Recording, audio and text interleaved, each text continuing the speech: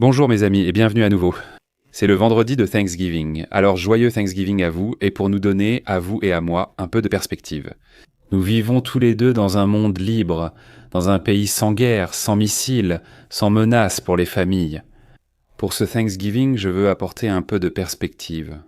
Une vidéo du combattant du 25e bataillon d'assaut ukrainien, dont le nom de guerre est Batareka, qui vivait à Tokmok, nous raconte son histoire. Et vous savez, c'est difficile à regarder. Mais je pense que cette perspective, c'est bien pour moi et pour vous, en ce Thanksgiving, d'être reconnaissant pour tout ce que nous avons. Vous savez, je n'ai plus de famille. Ils étaient à Tokmok, là où la guerre a éclaté. Quand elle a commencé, et puis il y a eu une frappe de missile. Je n'étais pas là.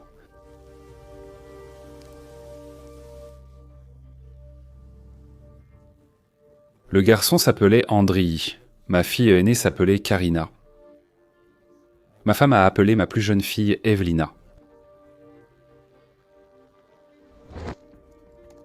Il ne lui reste plus que des photos de mauvaise qualité.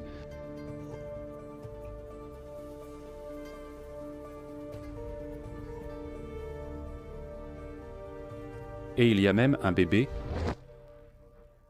Je n'étais pas là, j'étais à Kirovkratz, maintenant Gripovnitsky. Puis lorsque la communication a été perdue, je suis arrivé à Zaporijjia et tenté de joindre ma famille.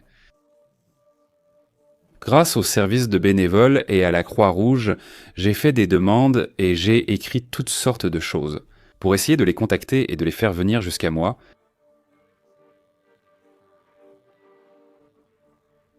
Puis il y a une frappe de missile. Je suis venu à Lviv et j'ai aussi commencé à faire des demandes depuis là-bas. Puis le service chargé de ces transferts est venu nous voir.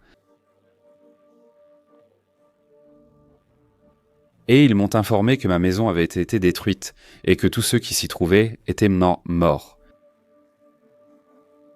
Donc il était soldat au moment où la Russie a envahi. Et il a appris quelques jours plus tard, peut-être une semaine plus tard, qu'il avait perdu sa femme, ses 2 enfants et un nouveau-né qu'il n'avait même pas encore vu de sa vie. Donc avec cette vidéo la plus sombre, cela nous donne une perspective. C'est vendredi, le lendemain de Thanksgiving aux États-Unis, et certains Européens le fêtent aussi. Que vous dînez peut-être avec votre famille ou vos amis, ce soir. C'est le moment d'apprécier ce que vous avez. Famille, amis, etc. Vous avez peut-être une maison ou un crédit auto. C'est pénible. Chaque jour, je dois payer pour ma voiture et ma maison, mais vous les possédez. Votre famille est en vie. Ils ne vont pas bien. Ce combattant Batareka, il a tout perdu. Et avec cette histoire triste, je veux juste donner quelque chose à l'âme, vous savez, quelque chose pour moi, au moins pour ce vendredi. Instruction aux soldats russes venus occuper l'Ukraine. Que doivent-ils faire d'eux-mêmes? Vous savez, c'est un drone, vu à la première personne ukrainien qui neutralise un des soldats russes. Mais le soldat, c'est lui-même, fait ce qu'il faut. Regardez. Le drone vu à la première personne fonce sur le soldat. Mais le soldat bat le vu à la première personne et appuie sur la gâchette juste avant que le vu à la première personne ne le touche.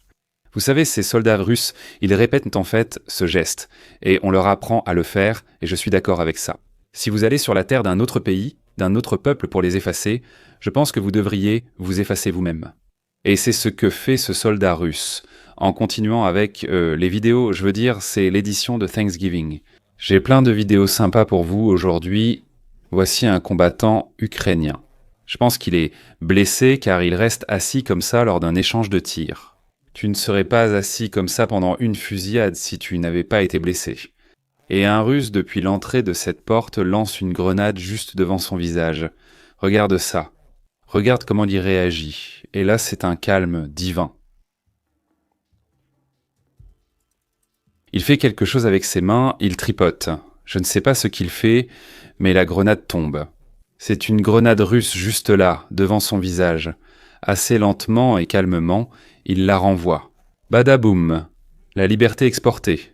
Joyeux Thanksgiving, mes amis. Plus d'occupants russes. C'est ce que je veux voir. Et ce soldat ukrainien, je veux dire, des nerfs d'acier. Pas de panique, tu ne fais pas n'importe quoi avec tes mains. Des mouvements précis. Ramasse-le, ne le laisse pas tomber, remets-le dedans. Tu sais, les soldats, quand ils paniquent, peuvent être ratés, lancés contre la porte, ça rebondit, tout peut arriver, mais pas avec ça. Le gars le lance parfaitement. Une demi-seconde plus tard, ça fait boum et la liberté est exportée. Prochaine vidéo de notre édition spéciale Thanksgiving sur l'Ukraine. Nous allons voir les soldats russes de la 336e brigade de marine qui ont fixé une GoPro sur leur casque lors d'un assaut. Et les drones, vus à la première personne ukrainiens, les prennent pour cible pendant qu'ils mènent leur assaut. Ils mènent cette mission d'assaut en passant par ce qu'on appelle un sentier de la mort. Ce sont ces sentiers que les Russes empruntent pour attaquer chaque jour, et quand tu attaques, tu vois les assaillants précédents, le groupe précédent. Tu sais comment tu les vois parce qu'ils sont éparpillés partout. Voyons combien de ces gars, de ces amis, on peut compter. Ces amis sont peut-être venus attaquer hier et ils attaquent maintenant. On commence tout de suite avec un ici. 2. Si j'en oublie, dites-le moi. Les drones vus à la première personne les poursuivent. Les vus à la première personne ukrainiens exportant à la liberté, ils essaient de les abattre. Nous sommes au 2, voici le 3. 3 camarades déjà. 3 camarades dorment avec les poissons, nourrissent les tournesols. Voyons si on peut arriver à 4.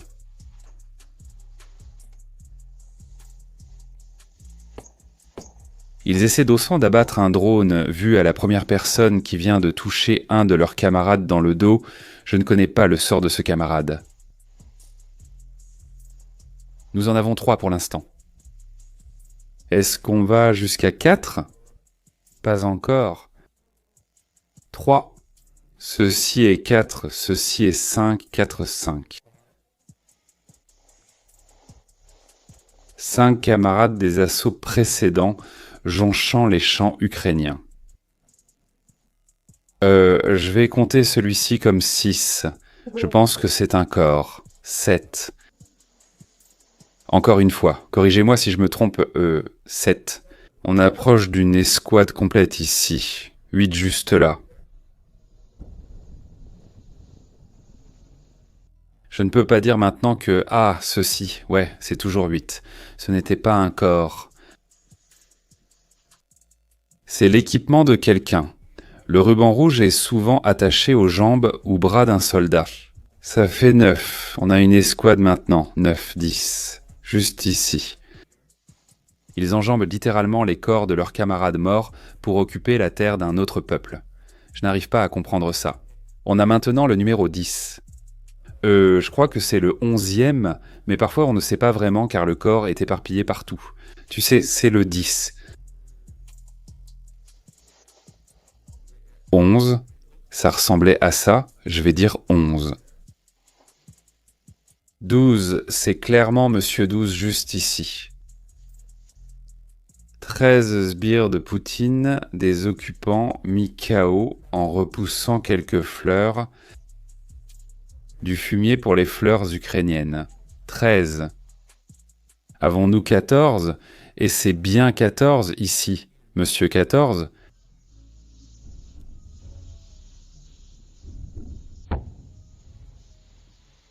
Est-ce qu'on a 15 ? Non, nous n'en avons pas. 14 en 2 minutes. Et ils marchent comme ça depuis assez longtemps. Quel est le sort d'un occupant ? Eh bien, nous avons 14 exemples juste ici dans cette vidéo. Quel est le sort de l'occupant ? Joyeux Thanksgiving, mes amis. Nous continuons tout de suite avec les vidéos. Maintenant, nous passons du côté ukrainien. Voici des images des forces spéciales Artan d'Ukraine contre-attaquant à Liman.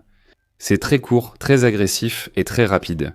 Les arbres ayant encore des feuilles, je suppose que cela a été mis en ligne il y a 1 ou 2 mois, probablement en septembre ou octobre, quand il y avait encore de la couleur dans les arbres en Ukraine. Ils conduisent des Humvee. Je veux souligner quelques éléments dehors, notamment leur vitesse. Regardez, c'est la vitesse originale de la vidéo. À quelle vitesse vont les Humvee ? Quoi, 70 km/h ? C'est vraiment rapide sur le champ de bataille. Regardez cette vitesse en fonçant droit vers les positions russes.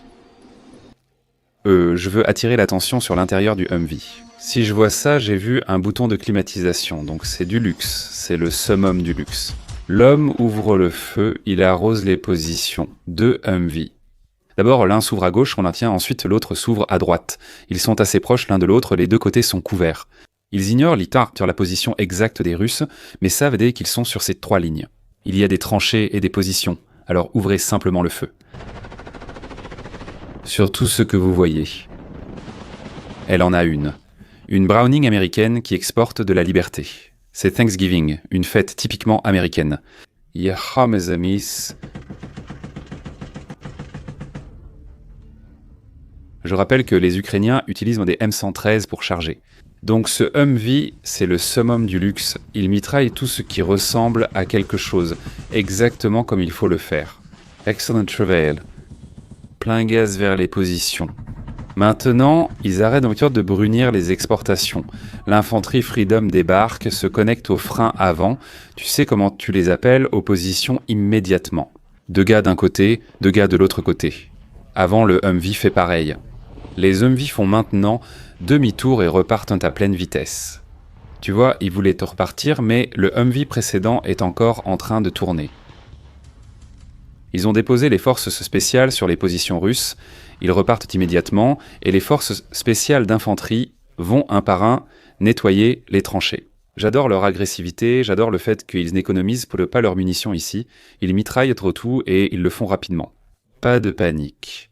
Tout semble au moins se dérouler comme prévu sur cette vidéo. Bravo à ces forces spéciales. Je suppose que vous êtes en train de profiter de ce dîner du vendredi de Thanksgiving. Thanksgiving était hier, mais aujourd'hui, vous pouvez partager ce dîner avec famille et amis. C'est l'endroit idéal pour leur faire découvrir un peu de vin ukrainien de Bakhmout. Allons-y, mes amis. Pour cette édition de Thanksgiving, j'ai des vidéos encore plus particulières pour vous. Je parie que vous n'avez jamais vu ça. Cela montre encore une fois l'unité des Ukrainiens sous les bombardements. Ceci est un abri de Kouïev. Vous pourriez dire Kiev, mais c'est ainsi que les Russes le prononcent. Les Ukrainiens disent Kouïev. Je voulais juste vous le signaler. Donc cet homme a un bébé, il a aussi un bulldog, et il y a également un raton laveur errant ici. Je ne plaisante pas. C'est bien un raton laveur, non ?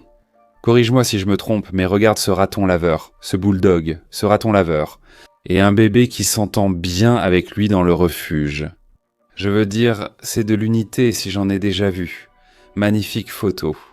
Maintenant, nous partons pour l'armée russe, car cette liste de vidéos pour Thanksgiving continue.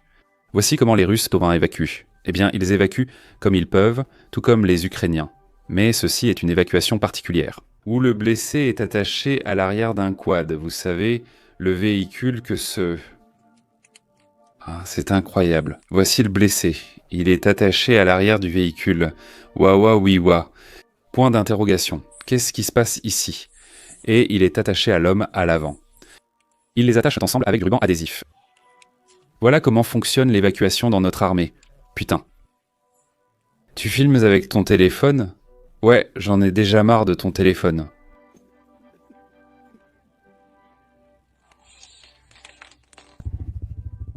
Tout ira bien, au cas où.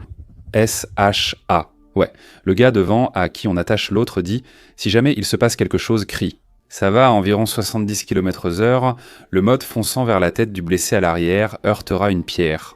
Il se dit « Bam, ça va être mauvais ».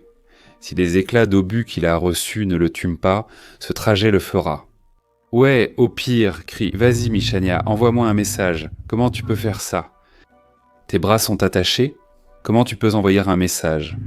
Allez, allez, vas-y. Nous répondrons, nous répondrons. » Oh mon Dieu, joyeux Thanksgiving mes amis. Maintenant, on regarde une autre vidéo étrange. Édition Thanksgiving, voici une ligne de défense ukrainienne. Nous avons des dents de dragon, 3 rangées, et du fil barbelé. Non pas du fil barbelé, mais du fil de rasoir. C'est bien plus dangereux.